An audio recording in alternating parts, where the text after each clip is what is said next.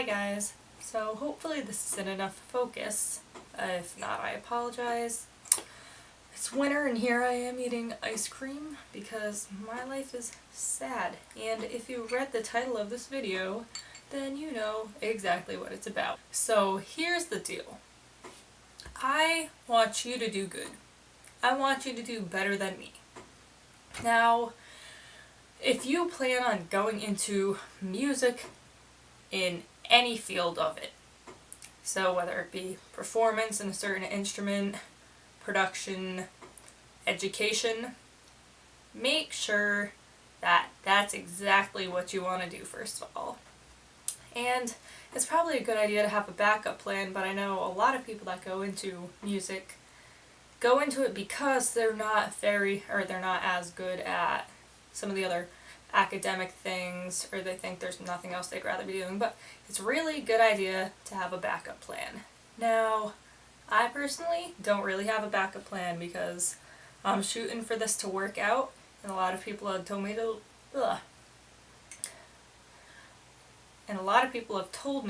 it will work out and that I will be fine.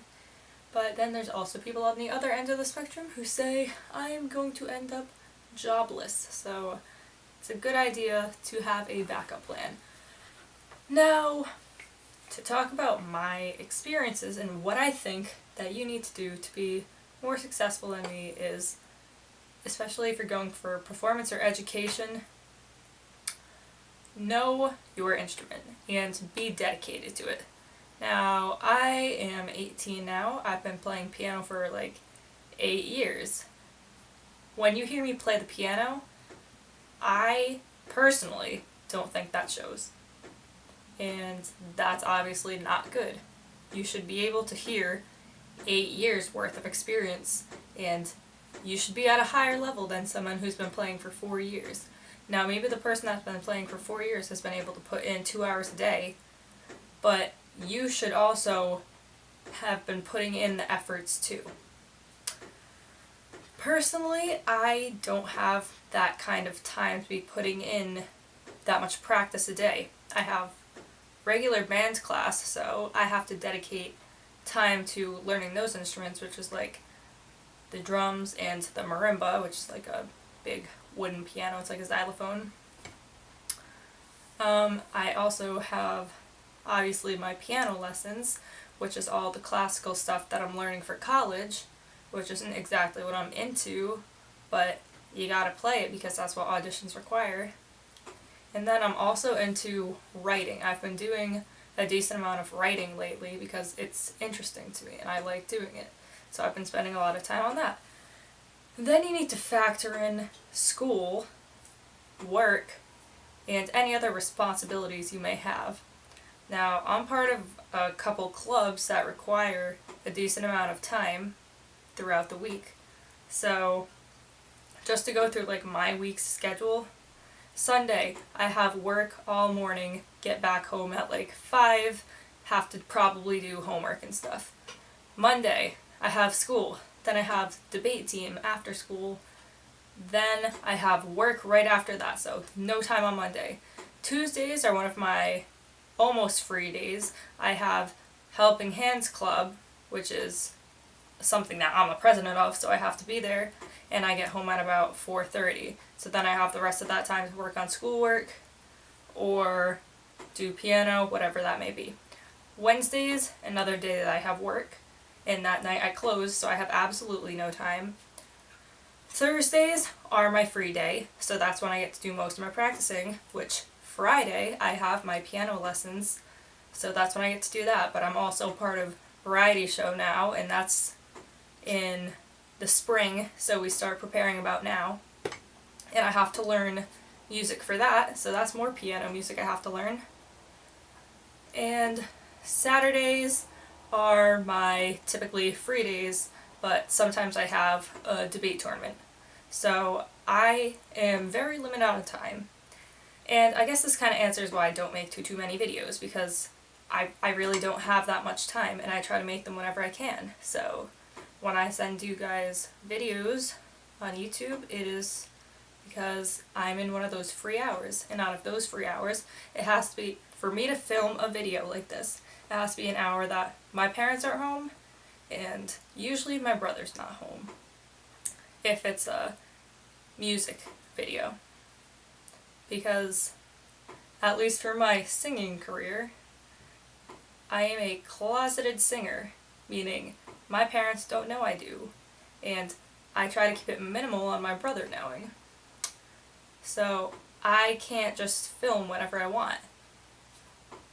The whole story behind why I am is kind of long, kind of not really, really confusing to even me. So to get back on track here though, if you plan on going into music education, you better make time for your instrument. I have not made nearly enough time for piano.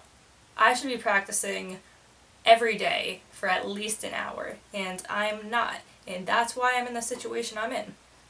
I have about 3 months till my auditions, and I don't really feel comfortable on my pieces. And I have 3. You need an etude, you need a 3-part invention by Mozart or Bach or one of them, but for the auditions I'm going for, you just need 1 part, which is still a lot. And then you need a 2-part invention, which is what I'm working on right now. So it's not easy. Then you also need sight reading. You need to account for sight reading, and you need to know scales, and there's a lot of technical things you have to know. I couldn't even do scales.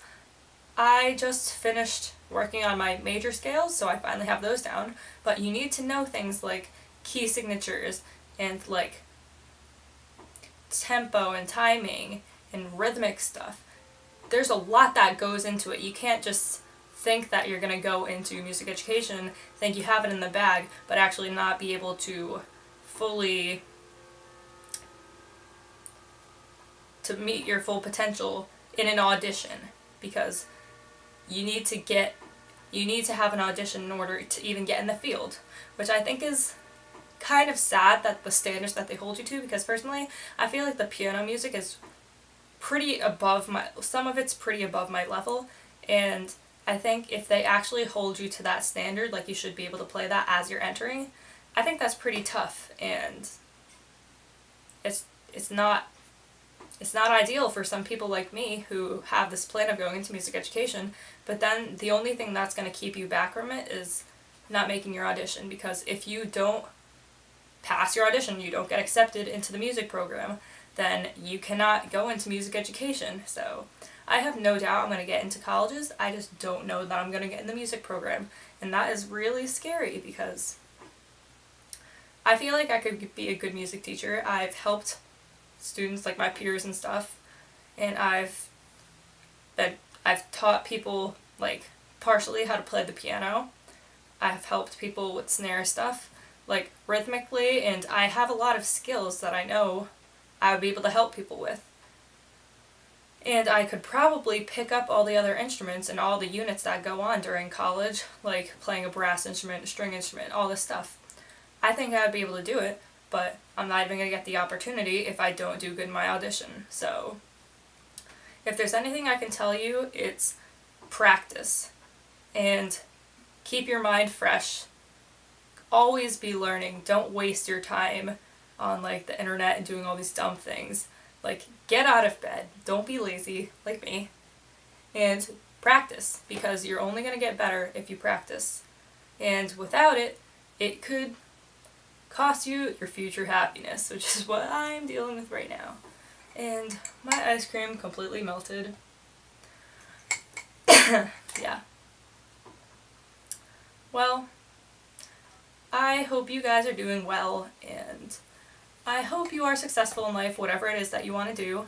A lot of people try to steer you away from art programs because they're dying out, but I believe there's jobs, and my arts teachers, like arts, being art and music, all that, they've told me that there are still jobs out there, and it's just a big competition, so you gotta step up your game.